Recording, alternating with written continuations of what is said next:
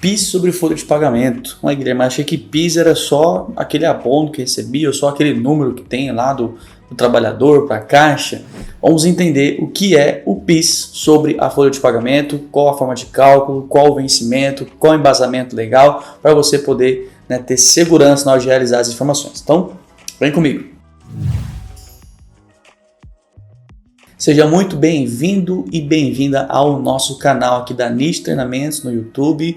Eu sou o professor Guilherme Borges. Nesse vídeo vamos falar um pouquinho sobre o PIS sobre a folha de pagamento, que é uma opção aí de recolhimento para aquelas entidades isentas, né, na maioria delas. E vou explicar com mais calma, com mais detalhes, né, e essa é uma dúvida muito comum, né, forma de geração, entre outras informações, que é gerada numa guia, né, particular aí para fazer o recolhimento em si, né, do PIS, e vamos entender um pouquinho sobre o embasamento dessas informações. Vamos lá. Bom, então vamos falar sobre o PIS sobre a folha de pagamento. O PIS sobre a folha de pagamento é uma obrigação que tem aí obrigação tributária principal devida por todas as entidades sem fins lucrativos. É extremamente importante você saber se tem alguma na sua empresa, alguma entidade sem fins lucrativos. Eu vou dar alguns exemplos de quais são elas aqui para você também, mas é extremamente importante verificar, né, se tem alguma entidade sem fins lucrativos que são classificadas como isentas, imunes ou dispensadas, tá bom? E calculado sobre a folha de pagamento de salários alíquota de 1%, né, uma contribuição para o PIS/PASEP aí das entidades sem fins lucrativos, que será determinada a base de 1%, né, sobre o total das folhas de salários do mês, de acordo com as parcelas integrantes da base de cálculo. Então, basicamente, são as informações, é um tributo, né, vamos colocar de forma tributo, né, que é calculado dessas entidades sem fins lucrativos que voltam para ela de alguma forma depois, ok? Então, é determinado sempre o percentual de 1%. Tem exceções? Sim, existem algumas exceções, mas são raríssimas, com determinado algum tipo de processo, de legislação específica, onde altera para 0,5%, para 2%, né? Existem alguns casos bem específicos, mas bem específicos que eu já vi, assim, bem raros, né? Mas a maioria é 1%, tá bom? 1% mesmo, que é o cálculo do PIS, e o valor é calculado sobre o total das bases de cálculo, ok? Então, dando sequência, né, nas informações, o PIS sobre a folha de pagamento, quais são consideradas, aqui é só algumas, depois você pode pesquisar um pouquinho mais também sobre, tá? Vou deixar um link aqui com algumas principais dúvidas e respostas dessas informações do PIS sobre a folha de pagamento do próprio governo, tá? São consideradas entidades sem fins lucrativos de acordo com a legislação. Templo de qualquer culto, né, seja católico, evangélico ou qualquer outro tipo de igrejas em si, tá? Considerado aí. Partidos políticos também tem o pagamento aí do PIS sobre a folha. Instituição de educação e assistência social imunes ao imposto de renda, aquelas que não pagam imposto de renda, elas têm o pagamento aí do PIS sobre a folha de pagamento, tá?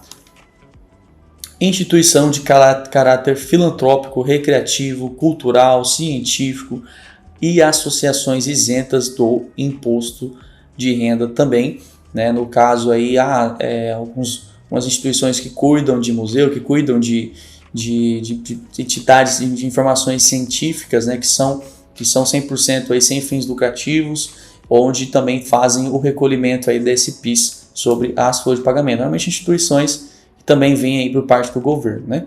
Sindicatos, federações e confederações também, né, entram nesse globo aí que nós estamos falando de entidades sem fins lucrativos de acordo com a legislação. É claro que tem outros detalhes, outros itens, esses aqui são os principais, tá? Mas depois você pode dar uma pesquisada se a sua empresa é ou não sem fins lucrativos, se é a empresa que você presta serviço, às vezes, né?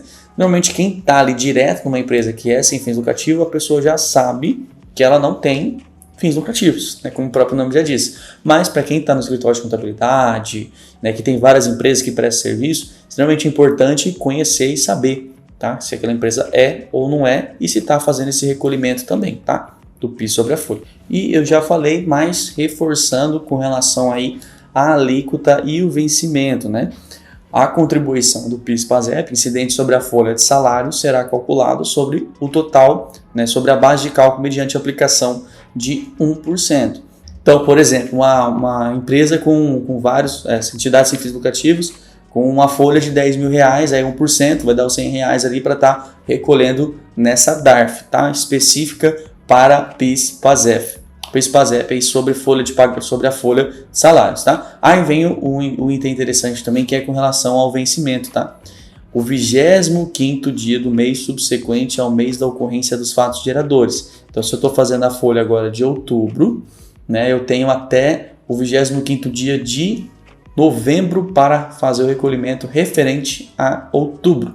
Se o dia do vencimento não for dia útil, se cair no domingo, por exemplo, você tem que antecipar o pagamento aí para dia 24 ou dia 23 do caso, né? Quando tiver expediente bancário. Então, será considerado antecipado o pagamento. Então, é sempre no final do mês que tem essa DARF com esse valor de 1% para estar sendo recolhido das informações do PIS sobre a folha de pagamento. Bom, essas são algumas informações gerais com relação ao PIS sobre a folha de pagamento, e vale lembrar também, se não me engano, é no código 8301 que é recolhido nessa DARF específica aí para essas entidades sem fins lucrativos, o recolhimento do PIS, tá bom? Sobre a folha de pagamento. Então, essas são algumas informações. Se você quer se aprofundar um pouquinho mais sobre isso, eu quero convidar você a conhecer um pouquinho da nossa plataforma, que é a Netflix, uma das maiores plataformas de curso trabalhista que nós temos aí, né, no departamento pessoal, com mais de 70 cursos, todos atualizados, todos com certificado para você agregar no seu currículo e com muita oportunidade boa para você que quer